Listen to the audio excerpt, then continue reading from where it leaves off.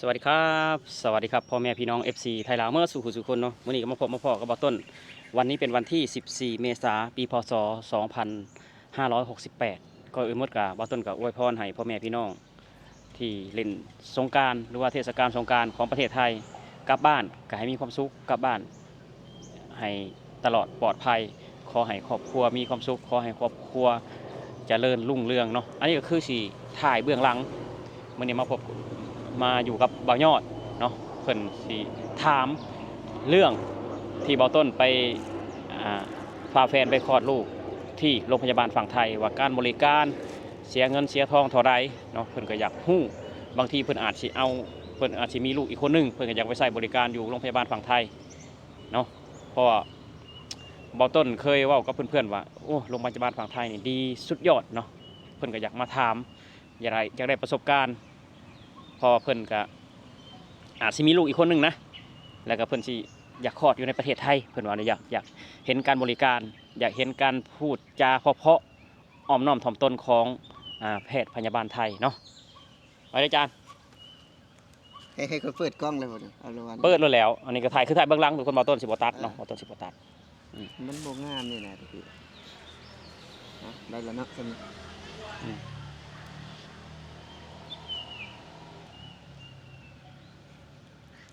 สวัสดีครับพี่น้องเบิดสุภูสุคนเนาะถือว่ามื้อนี้บ่าวยอดสวัสดีครับผมสวัสดีครับมีแขกรับเชิญนั่นก็คือบ่าวต้นเนาะเพราะว่าอยากจะสัมภาษณ์ทางบ่าวต้นพี่น้องที่ได้มีโอกาสเนาะไปใช้บริการอยู่ทางโรงพยาบาลในประเทศไทยก่อนอื่นก่อนใดก็ขอกราบว่าสวัสดีบ่าวต้นสวัสดีครับบ่าวยอดสบายดี FC บ่าวยอดมื้อสุคนเนาะถือว่ามื้อนี้มีเรื่องอยากจะสัมภาษณ์บ่แม่นสัมภาษณ์มาสอบถามซะดีกว่าเนาะแบบว่าสอบถามเพราะว่าเฮาก็เป็นคนรู้จักกันถ้าว่าสัมภาษณ์เนาะบ่แม่นช่องใหญ่ๆนะแต่ว่าจะมาถามว่าในการที่ไปใช้บริการในครั้งนี้นะแบบว่าได้เห็นหลายสิ่งหลายอย่างเนาะจากบ้านเฮาบ่มีนะแล้วมันก็คือว่าหั่นล่ะมาแม่นว่ามีความล้ำหน้ามีความเจริญเฮาก็ฮู้แล้วล่ะแต่ว่าอยากให้เล่าเรื่องการบริการอยู่ในนั้นการบริการก็ถือว่าบ่ต้นในชีวิตของบ่ต้นก็บ่เคยแบบเจอการบริการแบบนี้จักเทื่อนะแล้วก็บ่เคยนอนโรงพยาบาลแบบว่าเป็นห้องเดียวที่หรูหราแบบว่าอุปกรณ์เครื่องใช้แบบคือบ้านเฮาคือคอนโดว่าง่ายซะเปรียบเสมือนคอนโดแหละมีตู้เย็นมีกาน้ำร้อนมีโซฟามีเตียงผู้ป่วยมีถ้วยมีชามมีช้อนแล้วก็มีแก้วกาแฟเนาะคือว่าเห็นแล้วก็โอ้โหบ่ต้นคิดว่านี่คือคอนโดชัดๆบ่แม่นโรงพยาบาลเนาะมันมันใหญ่แม่นบ่มันใหญ่มันสะอาดคือมีแม่บ้านทำความสะอาดมีแม่บ้านซักผ้ามีแม่บ้านซักผ้าอีกซักผ้าผู้ป่วยแต่ว่าผ้าเฮาก็ซักเองแล้วก็มีอาหารนี่มื้อจักเทื่ออาหารวันหนึ่งก็3มื้อเนาะเช้าเที่ยงเย็นอืมอาหารเพิ่นแล้จัวดมาให้ถ้วยบ่วงเลยบัดนี้ถ้วยบ่วงเฮาก็ล้างเองบ่หรือว่านั่นถ้วยบ่วงนะเพิ่นสิมีถ้วยบ่วงของเฮาต่างหากอยู่หั่นน่ะอยู่ในห้องมีถ้วยบ่วงต่างหากแต่ว่าถ้วยบ่วงแบบว่าถ้วยซ้ำที่เพิ่นย่ออาหารมาให้เฮาก็ต่างหากเป็นถ้วยสแตนเลสน้อยๆถ้วยสแตนเลสเฮาก็กินในหั่นแล้วก็เพิ่นก็มาเก็บแล้วเอาของเก่าไปเก็บเอาของใหม่มาคือมาเสิร์ฟคือการบริการนี่คือเฉพาะคนแบบว่าคนป่วยว่าซั่นซะนะคนที่แบบว่าอันนั้นแบบว่าผู้คนไข้เพิ่นน่ะนะเพิ่นก็จะมีอาหารมาให้กินตลอดว่าซั่นซะแม่นแต่สำหรับเฮาก็คือเฮาก็ต้องบริการเฮาเองว่าซั่นซะคือว่าช่วงแบบคนป่วยยังรับประทานอาหารบ่ได้นี่เพิ่นก็ทำมาให้คนเฝ้าไข้อ๋อคนเฝ้าไข้คือว่าคนไข้กินอาหารได้แล้วก็เพิ่นเฮ็ดมาให้คนไข้สลับกันไปแบบนี้นะเพิ่นต้องมี3มื้อตั้งแต่เข้าโรงพยาบาลมื้อแรกเลยมีอาหาร3มื้อแล้วแต่ว่าเพิ่นสิจัดมาให้คนเฝ้าไข้หรือว่าคนไข้นะ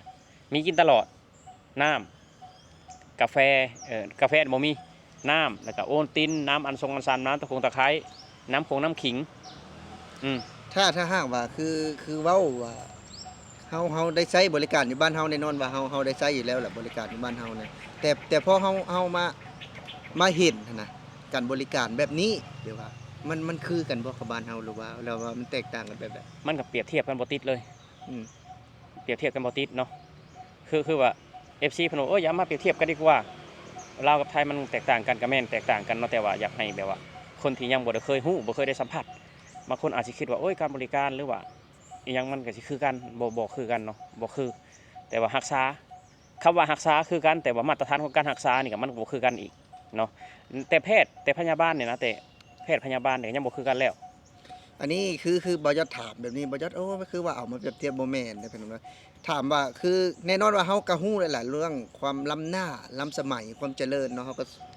สู่ประเทศไทยบ่ได้ล่ะเฮาก็เข้าใจแต่ว่าการบริการนี่เนาะอยากให้แบบว่ามันเป็นพื้นที่หรือว่าให้มันเป็นในเชิงเดียวกันเพราะว่าการบริการนี่เนาะแบบว่าเฮาสามารถเฮ็ดได้คือกันเนาะการเว้าจาหรือว่าการแบบว่าแนะนำหั่นน่ะเนาะบ่ต้นเนาะบ่ยอดคิดว่าอยากให้มันคือกันนะเพราะว่าตัวนี้มันบ่ได้แม่นว่า สิ่งของเด้มันทางด้านจิตใจตัวนี้นะแม่นบ่ไอ้ตัว มันอยู่ที่องค์กรแหละมันอยู่ที่องค์กรมันอยู่ที่หัวหน้าองค์กรนั่นแหละแบบว่าสิบอกสอนอ่าพนักงานในองค์กรจังไดเนาะให้พูดจาจังไดให้ปฏิบัติตนกับคนไข้จังไดมันอยู่ที่องค์กรเนาะในการพูดจาการปฏิบัติโตการวางโตจังไดมันอยู่ที่องค์กรเจ้าเข้มแข็งเจ้าบอกสอนอ่าพนักงานเจ้าหรือว่าหน้าที่ของเจ้าหน้าที่ของเจ้าให้ดีมันก็ดีเนาะอันนี้มันอยู่ที่หัวหน้าองค์กรเนาะองค์กรใดหนึ่งที่เฮ็ดแบบว่าให้คนประทับใจให้คนปลื้มมันก็อยู่ที่หัวหน้าองค์กรคือเฮานี่แหละคือเฮาผู้เป็นพ่อแม่เนาะเฮาสิให้ลูกเฮาเป็นจังไดเฮาต้องสั่งสอนลูกเฮา อืมให้เว้าจ้าจังไดให้มีสามัญสำนึกนิสัยใจคอแบบใดมันก็อยู่ที่พ่อแม่เฮานี่แหละเป็นคนสอนมันก็เริ่มจากพ่อแม่หรือว่าเริ่มจากผู้ปกครอง อันนี้คือการเนาะเริ่มจากหัวหน้าองค์กรการบริการหรือว่าอันนั้นนะๆคันเว้าแล้วก็มันก็บ่แม่นผู้หนึ่งผู้เดียวว่าท่านซะเนาะ แม่นคือในมุมในความหมายของไอ้ต้นนะคือแบบว่ามันแบบว่าทุกคนมันต้องช่วยกันว่าท่านซะเพราะว่าคือเฮาคือคนไทยนี่เพิ่นบ่แม่นว่าเรียนหรือว่าสอบเข้าอะนะบ่แม่นแค่แบบว่าอยากได้เงินเดือนสูงอย่างเดียวเด้มันต้องใจมักพร้อมเนาะ แน่นอนมันก็เรื่องจรรยาบรรณเรื่องปฏิบัติต้นก็เริ่มมาจากการเรียนผู้นแหละเริ่มมาจากการสอบเขาเรียนผู้นแหละเจ้ามีความคิดจังไดเจ้าจริงมาเข้ามาเป็นพยาบาลมาเรียนพยาบาลมาเรียนหมอคนที่อยู่ในประเทศไทยเนาะคือว่าเนี่ยคนในประเทศไทยนี่เพิ่นมักอาชีพใดเพิ่นอยากไปอาชีพนั้น เนาะบ่ได้แม่นแบบว่า อยากได้เงินเดือนได้ บ่แม่ เงินเดือนนี่อาชีพหยังก็ได้คืออยู่ในประเทศไทยนี่เนาะ คือมันสูงอยู่แล้วเนาะ สูงอยู่แล้วบางคนก็มักเป็นวิศวะก็เรียนวิศวะเนาะทุกคนบางคนก็มักแบบว่าตกแต่งกราฟิกดีไซน์ก็ไปเรียนภายนั้นบางคนก็แบบว่าโอ้ยอยากสร้างบุญอยากสร้างกุศลก็ไปเรียนแพทย์เรียนหมอเรียนพยาบาลเพราะว่าได้ช่วยเหลือคนเด้ คือมัน มันก็แตกต่างกัน ก็เป็นอย่างหนึ่งเนาะที่แบบว่าเฮาเห็นอยู่ในประเทศไทยคือบ่แม่นเพราะว่าถ้าหากว่าเว้าเรื่องเงินเนาะมันก็งานทุกงานนะคือการเรียนแล้วมันก็10,000กว่า20,000ขึ้นน่ะ แม่นคนเรียนเนาะแบบว่าคือถ้าหากว่าคือบ้านเฮางานหยังก็แล้วแต่มันก็บ่ได้เงินเดือนหลายหั้นนะว่าซั่นซะถ้าหากว่าคือเข้าไปแล้วก็แม่นอยู่คือจะเว้าว่าแบบว่าคือเฮาเห็นหลายๆอย่างที่ผ่านมาหั้นนะหลายคนผ่านมาว่าโอ้เงินเดือนน้อยก็แบบนี้ล่ะถ้าหากว่าเฮาคิดแบบนั้นเฮาก็บ่ต้องไปเรียนเนาะในมุมมอง แม่น บ่ยอดนะ แม่น มันต้องมักพร้อมล่ะเฮาถึงจะไปเรียนได้เนาะเพราะว่าคือคนที่เฮาไปใช้บริการเฮาก็อยากได้สิ่งที่ดีๆตอบแทนมาเนาะบางคนก็ว่าเว้าบ่ม่วนบ้างหรือว่าเว้าแบบว่าให้คำแนะนำบ่ม่วนบ้างนะเพราะว่าคือจังคำเว้านี่เนาะมันสามารถให้คนเจ็บอะสำหรับเรานะคนป่วยอะมันดีต่อใจนะถึงว่าจะบ่ได้มีแบบว่าบ่ได้มีผลกับการผ่าตัดหรือว่าบ่ได้มีผลหยังก็แล้วแต่ว่ามีผลทางด้านจิตใจถือว่าอุ่นใจขึ้นนะจนเนาะ การเว้าจาที่ดีมันก็เป็นยาวิเศษชนิดหนึ่งเนาะที่ให้กำลังใจกันคือแฟนหรือครอบครัวเฮาก็แล้วแต่ถ้าเฮาเว้าดีให้กำลังใจดีครอบครัวเฮาก็สิมีแบบแรงสู้แรงฮึดว่าง่ายซะนี่กำลังใจเนี่ยคือยาวิเศษกำลังใจคือยาวิเศษเนาะบ่แม่นว่าสิใช้แบบว่ายาหมอยาพยาบาลอย่างเดียวคือการเว้าการจานี่เฮ็ดให้คนแบบว่าหายจากโรคหายจากพยาธิไปแล้ว 40%เนาะการเว้าการจานี่นะคนเฮาก็ใจดีมีกำลังใจเนาะได้ยินคำดีๆจากแพทย์จากหมอจากพยาบาลได้ยินคำแนะนำดีๆพูดจาบอกกระแทกแดกดันก็ถือว่าเป็นยาวิเศษอีกชนิดหนึ่งนะ นี่มันก็เป็นอีกหนึ่งเรื่องราวว่าซั่นซะเนาะคือคนแรกบ่ที่ได้ที่มีนี่ในประเทศไทยนี่คนแรกบ่ อันใด บ่ต้นนี่นะที่มีลูกนี่นะ แม่ คน แรก คือว่าโอ้ตอนไปก็วิตกกังวลอยู่เด้ญาติ เออ เพราะว่าบ่ต้นน่ะไปได้หมดทุกคนไปได้หมดทุกสิ่งทุกอย่างบ่ว่าไปเฮ็ดบัตรไปหยังก็พอไปได้อยู่แต่โรงพยาบาลนี่บ่ต้นก็แบบเป็นครั้งแรกเนาะเป็นครั้งแรกที่ไปนอนโรงพยาบาลนะตอนก่อนก็คืออันน้องเขาโรงพยาบาลก็บ่ต้นบ่ได้ไปนอนเนาะบ่ต้นบ่ได้ไปนอน แต่อันนี้คือไปนอนเลยมันก็ญาติวิตกแต่ว่าสุดท้ายมันก็ได้ประสบการณ์อย่างลวงลายเลยและได้บทเรียนอย่างมหาศาลเลยแหล้วที่นี่ก็บ่ต้นก็สิบ่ย้านได้บาดนี่ คือว่ามีประสบการณ์แล้ว แม่นกล้าไปกล้าก ล้าเว้าก ล้าเว้ากล้าว่ากล้าหยังได้บาดนี้หั่นนะ ถือว่าประสบการณ์ในครั้งนี้นี่บ่แม่นแค่คือเฮาได้จากการที่ไปโรงพยาบาลเนาะเฮาก็ได้ความแบบว่าได้ความปลอดภัยว่าซั่นซะของครอบครัวเฮาว่าซั่นซะเนาะแล้วก็ได้หยังแหน่ที่เพิ่นสอนให้ในครั้งนี้นะ คือว่าได้การเลี้ยงลูก อืม การปฏิบัติกับลูกแบบใดก็ได้ฮู้ว่าประเทศไทยนี่เพิ่นให้เด็กน้อยนอนจังใดป้อนนมจังใดเฮ็ดจังใดเนาะสิ่งที่บ่ต้นได้มาชนิดหนึงคือบ่ต้นมาประเทศไทยเกือบ20 ปีแล้ว เออ สิ่งที่บ่ต้นได้ก็คือกดลิฟต์พี่น้องบ่ต้นขึ้นลิฟต์บ่ต้นมาประเทศไทยเกือบ20 ปีแต่บ่ต้นบ่เคยแบบว่าขึ้นลิฟต์ด้วยตนเองอ่ะ อ๋อ บ่เคยจักเทื่อบ่เคยจักเทื่อพอไปโรงพยาบาลครั้งนี้ก็ถือว่า โอ้ลงเองบ่เป็นก็ต้องแบบว่า ต้องเบิ่งต้องเรียนรู้ให้มันได้อะเพราะว่าจังได๋อะถือกับตัวเองเลยเด้ ม แต่ก่อนคือบ่ต้นไปเที่ยวไปถ่ายคลิปถ่ายหยังก็คือว่ามีแต่คนอื่นกดแล้วเข้านํเขา อ๋อ อืม อันนี้คือเข้าไปเองเลย เข้าไปเองเลย อันนี้คือมื้อนี้ก็คือว่าประสบการณ์เนาะขอโทษที่ว่าสู่ฟังประสบการณ์ขึ้นลิฟต์ อืม ขึ้นแล้วขึ้นไปแล้วก็กดไปชั้น18เนาะ อ่า ผัดปุ่มนะมันกดบ่ได้ปุ่มนั้นกดบ่ได้ไฟมันยังบ่ขึ้นสมบ่ต้นกด18แล้วแต่ไฟมันยังบ่ขึ้นไปฮอดชั้น18บัดนี้มันนี่มันลงมาคือเก่าฮอดชั้น1บาทนี่ เออ เอาเลยบ่ต้นว่าเฮ็ดจังได๋บาทนี่ เฮ็ดจังได๋กดอีกบาดนี้กดขึ้นอีกเข้าไปข้างในแล้วกดชั้น18ให้ไฟมันขึ้นซะก่อนเพื่อนคน อืม แล้วเทื่อระบบมันก็อยากเลอเนี่ยเฮาก็ต้องเบิ่งโอ้ว่ะนี่แหละคือประสบการณ์แต่ว่าต้นที่ได้เต็มๆเลยแหละคือการกดลิฟต์นี่แหละ พอมาประเทศไทยนี่ก็เกือบ20 ปีนะแต่บ่เคยขึ้นลิฟต์บัดนี้ก็บ่ยากแล้วบัดนี้นะเรื่องลิฟต์นี่นะ คือเฮาหลายคนก็สงสัยโอ้เนาะคือคนลาวนี่คือบ่ยอดเองก็สงสัยเพราะว่าบ่ได้ไปนะคือว่าโอ้แปลกใจว่าในโรงพยาบาลนะมีลิฟต์นำเด้เนาะโรงพยาบาลนี่มีลิฟต์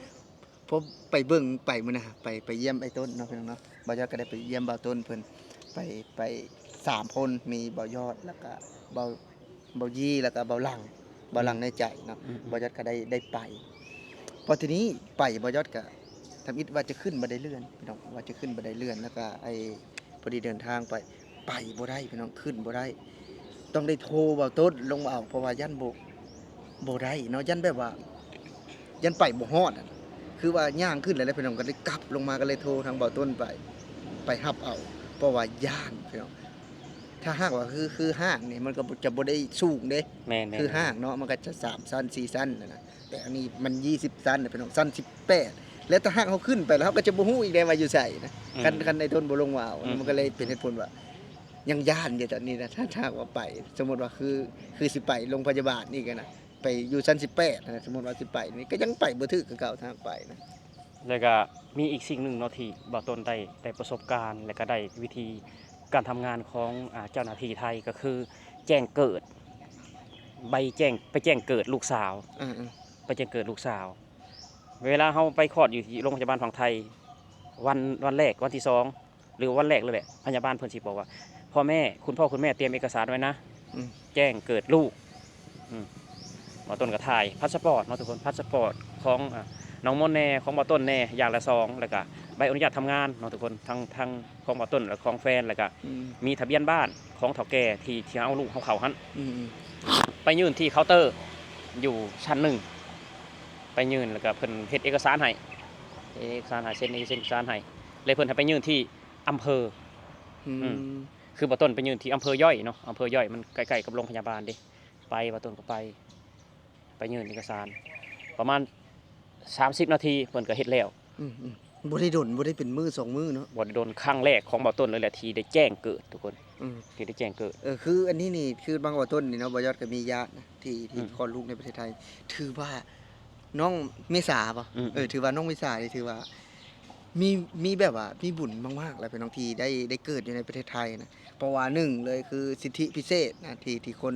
สำหรับแรงงานต่างดาวนะสำหรับแรงงานต่างดาวที่เกิดในประเทศไทยคือเฮาเรียนนะเฮาจะได้เข้าเรียนโดยที่บ่ต้องมีพาสปอร์ตเข้ามาคือลูกบ่ยอดนี่มีพาสปอร์ตได้คือทางบ่ต้นเพราะว่าเกิดอยู่นี่ก็ เกิดอยู่นี่ ก็จะได้ใช้ใบแจ้งเกิดนี่เข้าเรียนเลย อืม แต่ถ้าหากว่ามื้อใดนะถ้าบ่ต้นกลับบ้านนะบ่ต้นต้องทำถูกต้องตามกฎหมายมาอีกแบบหนึงนะ พาสปอร์ตมาอีก แม่นพาสปอร์ตมานะ อืม ถ้าบ่ต้นกลับเข้ามา เพราะว่าซุมื้อนี้ด่านไทยนะเฉพาะด่านไทยนี่คือว่าเข้ายากมาก เพิ่นเข้มงวดเด้ยัน แม่น ยันเกิดการฆ่ามนุษย์เด้ ๆแม่นๆ ครั ถื บ อว่าเข้มงวดมากๆนะแต่ถ้าว่าคือบ่ต้นนี่บ่ได้กลับเนาะอยู่จัก3ปี4ปีเนาะ3ปี4ปีประมาณนี้4ปีก็เข้าอนุบาลไปสิอนุบาล1เนาะสมมุติว่าเข้าไปนี่บ่ต้นก็จะบ่ได้ใช้เอกสารหยังหลาย บ่ได้มีใบแจ้งเกิด มีใบแจ้งเกิดแล้วก็มีแต่บัตรแรงงานของพ่อแม่ อืม คือจะเข้าได้เลย นี่คือสิทธิพิเศษนะ แม่น เขาเกิดอยู่นี่เขาก็ แม่ จะ น ได้สิทธิพิเศษ ถือว่าโอ้เห็นเพิ่นเฮ็ดแล้วก็ทุกคนเห็นเพิ่นเฮ็ดใบแจ้งเกิดแล้วก็ถือว่าเพิ่นบริการดีนะเพิ่นบริการดีบ่ต้นถามหาถามนี่ถามเพิ่นเนาะบ่ต้นอยากมีความรู้เพิ่นก็บ่ได้การดีเว้าดีอ่ะเขาไปนั่งในห้องแอร์เพิ่นก็เฮ็ดให้เอกสารบ่ได้เงินจักบาท อืม บ่ได้เสียจักบาท บ่มีค่า บ่มีค่าหยังเลย บ่มีค่าหยังเลย บ่มีค่าหยังเลย เออ มีแต่ซองใส่เอกสารเนาะบ่ต้นซื้อต่างหาก20 บาทซองใส่เอกสารหั่นนะใบแจ้งเกิดลูกเฮานะบ่ต้องสิใส่เอกสารไว้อย่างดีเลย แล้วเพิ่นแนะนำอย่างเนี้ยที่เขาเข้าไปนี่มันทาง เข้าไป ทางอำเภอเพิ่นน่ะเพิ่นได้แนะนำอย่างเนี้ยมีแนะนำบ่ เพิ่ แบบ น ว่ามีแบบว่า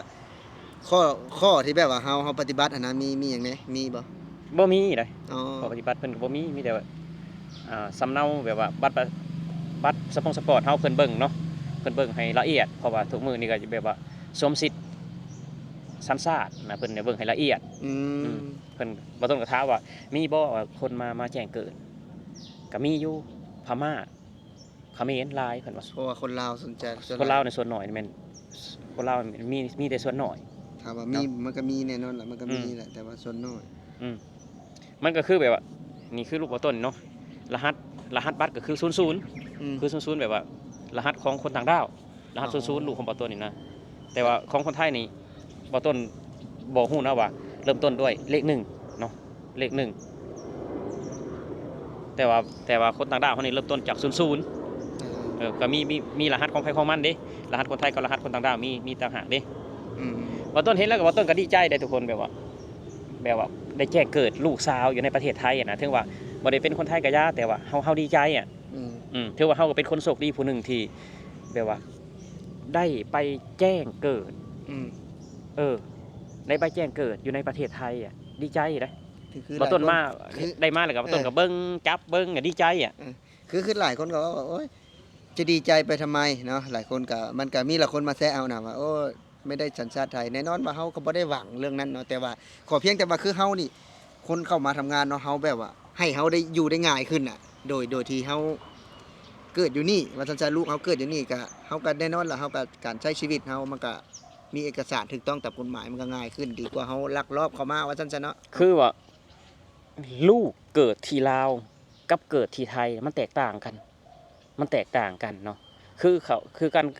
การเขาโรงเรียนนี่ก็คือเอาใบแจ้งเกิดไปก็สบายเลยว่าเกิดอยู่บ้านเลขที่เท่านี้อำเภอนี้ตำบลนี้มันสิแตกต่างกันได้ เอกสารมันสิแตกต่างกันนี่แหละคือสิทธิขั้นพื้นฐานสิทธิขั้นต้นๆของเด็กน้อยที่เกิดในประเทศไทยอ่ะ อืม อย่างน้อยๆเขาบ่ได้เป็นคนไทยแต่เขาเกิดอยู่ในประเทศไทยเกิดในโรงพยาบาลทางไทยน่ะอย่างน้อยๆเขาก็ต้องได้ฉีดยาวัคซีนไปยังครบเรียบร้อยนี่ อืม แบบว่าคนอื่นเขาก็สิมองว่าเกิดอยู่ในประเทศไทยวัคซีนต้องครบ อืม ตั้งแต่แรกเกิดจนฮอด4 ขวบ 6 ขวบหรือว่าอย่างนี้ต้องครบวัคซีนนะแต่ว่าเฮาชั่วโมงเด็กน้อยเกิดจากฝั่งลาวมาเนาะเขาก็สิคิดว่าได้รับวัคซีนครบหรือบ่แบบนี้ได้การมุมมองมันสิแตกต่างกันนั่นแหละว่าต้นจริงว่าดีใจทุกคน คันเว้าเรื่องวัคซีนนี่บ่อยากก็สิกลับมาเว้าเรื่องอยู่บ้านบ่ยอดอีกคือเก่าคือลงเพราะว่าคือเว้าหั่นแหละบ้านนอกเฮานะถามว่ามีบ่การฉีดวัคซีนนี่มีพี่น้องมีเนาะถือว่าตามบ้านนอกนะบ่ได้เว้าอยู่ในเมืองเนาะตามบ้านนอกนี่เพิ่นจะเข้มงวดอยู่เพิ่นจะเลาะซีดให้แต่ว่า คนลาวอะ ย่าน ย่าน มันจะลี้พี่น้องลี้เนาะเพราะว่าคือว่าเราบ่ได้เข้าสู่ในเมืองเด้ หลีกเลี่ยง หลีกเลี่ยง การฉีดวัคซีนว่าไงอ เพ ยู่ ราะว่า บ้าน การ เฮา ฉีดวัคซีนเพราะว่าเด็กน้อยเนาะว่าซั่นซะมันแน่นอนล่ะบางคนแพ้มันก็แพ้ว่าซั่นซะเนาะมันก็มีการเป็นไข้เป็นหนาวเนาะบาง โอ้ คน เป็นไข้เป็น เอ ไข้ อแน่นอนว่าเพราะว่ายาพี่น้องเพราะว่ายาบางเทื่อมันก็ไปกระตุ้นบ่เนาะกันว่าแล้วก็เฮาก็บ่ฮู้ดอกครับบ่ได้เป็นแพทย์เป็นหมอแต่ว่าแน่นอนว่าการฉีดยามันก็ต้องมีแน่เนาะว่าบางคนก็อาจจะเป็นไข้หรือว่าบางคนก็อาจจะแพ้อย่างใดอย่างหนึ่งว่าซั่นซะพอทีนี้พวกนี้เห็นก็เลยเอาไปรีอยู่ตรงหน้าพุ่นได้ ย่านที่จริงแล้วเนาะวัคซีนก็คือสังเกตเห็นไก่เนาะ สังเกตเห็นไก่ซนบ่หรือว่าอีหยังหลายๆอย่างแต่สัตว์น่ะนะเกิดมาเพื่ออยากให้วัคซีนน่ะ เกิดมาอยากให้วัคซีน คนมันก็แฮงก ค ว่าน จัด คนมันแห่งกว่าสัตว์และอายุมันเป็น100 ปีอะคนน่ะเพิ่นก็ต้องให้วัคซีนมันถูกต้องแล้ว แต่ว่ายังมีมนุษย์ป้าหัวโบราณอยู่แถวอยู่บ้านบ่ต้นนะลาวนี่นะยังแบบว่ายังศึกษายังบ่ถึงแบบเพิ่นฉีดวัคซีนเนี่ยมันแก้หยังแก้วัณโรคแก้บาดทะยักแก้อีหยังหลายๆอย่างวัคซีนนี่นะเพราะฉะนั้นแล้วจึงเฮ็ดให้เด็กน้อยได้รับวัคซีนพอโตขึ้นมาแล้วก็พยาธินี่มันก็สิบ่เข้ามาเพราะว่าเรารับวัคซีนครบเลยเด้ อืม คือไก่คือกันไก่ไก่ลูกไก่อาทิตย์1-2 อาทิตย์เขาก็รับวัคซีนแล้วเห็นบอกเวลาเขาขายไก่ชนเขาสิบอกว่าวัคซีนครบแล้วก็คือประยอดเลี้ยงไก่นะมันจะเลี้ยงไก่อยู่อันนั้นน่ะอยู่ระยองนะเนาะก็7 วันก็ลงเทื่อนึงแล้วก็14 วันลงอีกเทื่อนึงเนี่ยมันก็เป็น การแนวนั้นแหละอันนี้เด็กน้อยก็คือกันเนาะถ้าเกิดอยู่ประเทศไทยคือว่าทุกสิ่งทุกอย่างต้องเป๊ะนะทุกสิ่งทุกอย่างต้องเป๊ะคนนี่แหละคือแบบว่าประสบการณ์ครั้งหนึ่งในชีวิตบ่ต้องก็สิจดจำไปว่านี่เนาะประเทศที่เพิ่นพัฒนาเนาะถึงว่าคนไทยเพิ่นสิบอกว่าประเทศกำลังพัฒนากะยาแต่ว่าบ่ต้นว่าพัฒนาไปหลายเลยล่ะเนาะทางด้านการแพทย์ถือว่าติดท็อปของโลกนะการแพทย์ไทยนี่นะถือว่าผู้ใดมาใช้บริการก็มันมั่นใจแล้วเนาะมั่นใจบ่ต้นก็มั่นใจคือว่าแพทย์พยาบาลนี่อายุยังน้อยๆเลยบ่มีผู้เฒ่าบ่มีผู้เฒ่ามีแต่แม่บ้านอายุยังบ่ฮอด30เลยแหละบ่ต้นเบิ่งหั่นน่ะยังบ่ฮอด30เลยคือส่วนหลายคือถ้าหากว่าพวกที่อายุเพิ่นหลายแล้วเพิ่นก็จะจบคันเว้าแล้วก็เป็นด็อกเตอร์หมดแล้วเป็นด็อกเตอร์เป็นอาจารย์หมอก็จะบางคนก็อาจจะเปิดคลินิกเปิดหยังต่างๆเนาะแล้วมันก็หลายคือบ่ต้นไป2เทื่อโรงพยาบาลเนาะไป2เทื่อแต่ก่อนไปโรงพยาบาลวชิระก็บ่เห็นเลยว่าพยาบาลหรือว่าหมอนี่อายุหลายหั่นน่ะบ่เคยเห็นมีแต่อายุน้อยบ่ต้นอยากถาม FC ว่าผู้อายุหลายเพิ่นไปไสหมดเพิ่นไปไสหั่นน่ะมีแต่น้อยๆแต่เก่งอ่ะอายุยังน้อยแต่ประสบการณ์หลายอ่ะเก่งอ่ะดูแลทุกรายละเอียดการเว้าการจาการปฏิบัติกับคนไข้ถือว่าโอ้โหทุกคนเนาะแบบไปโรงพยาบาลกับมีความสุขอีกแบบนึงเห็นพยาบาลอายุยังน้อยอ่ะแบบว่าอึ้งในความสามารถอึ้งในความเก่งเป็นยังอายุน้อยๆซั่นนี้คือเก่งแท้นะนี่แหละที่เห็นแล้วโอ้มีความสุขเห็นแล้วก็มีประสบการณ์เนาะก็ถือว่ามื้อนี้ก็บ่ยอดก็จะมาสอบถามประมาณนี้เนาะและมื้อนี้เนาะก็อยากให้บ่ยอดอยากให้บ่ต้นเนี่ยขอบคุณเนาะทางโรงพยาบาลไทยทางประเทศไทยเนาะมีหยังอยากจะขอบคุณบ่ต้นก็อยากขอบคุณประเทศไทยเนาะทุกสิ่งทุกอย่างที่บ่ต้นได้มาน่ะทุกคลิปบ่ว่าที่บ่ต้นสร้างบ้านบ่ต้นมีลูกบ่ต้นมีเงินเก็บบ่ต้นมีหยังก็บ่ต้นสิมอบเครดิตให้ประเทศไทยถ้าว่าบ่มีประเทศไทยชีวิตของบ่ต้นก็สิบ่เป็นแบบนี้ได้ทุกคนบอกเลยว่าสิบ่เป็นแบบนี้แม่นอยู่ว่าเฮามาขายแรงเฮาเอาแรงเฮาสู้แต่ว่าถ้าบ่มีประเทศไทยแหละเฮาสิไปใช้แรงอยู่กับประเทศหยังสิได้เงินแบบนี้เนาะสุดท้ายนี่ก็ขอบคุณโรงพยาบาลฝั่งไทยเนาะขอบคุณพี่น้องคนไทยขอบคุณเฒ่าแก่ไทยที่แบบว่าให้โอกาสพวกเฮาหรือว่าแรงงานลาวหลายๆคนได้มาใช้ชีวิตได้มามีประสบการณ์ได้รับการรักษาที่ดีได้รับคำเว้าและก็คำแนะนำดีๆจากหมอไทยนะสุดท้ายนี้ก็พวกเฮา2คนก็ขออวยไซให้พรพ่อแม่พี่น้องจงมีสุขภาพแข็งแรงร่ำรวยในเทศกาลสงกรานต์ก็ขอให้มีความสุขกลับบ้านหาพ่อหาแม่โดยความอบอุ่นกลับบ้านหาพ่อหาแม่แบบมีความสุขแบบมีรอยยิ้มขอให้ครอบครัวพี่น้องมาสุขสุขคนจงมีแต่ความสุขความเจริญสวัสดีครับผมสวัสดีครับผมสวัสดีครับ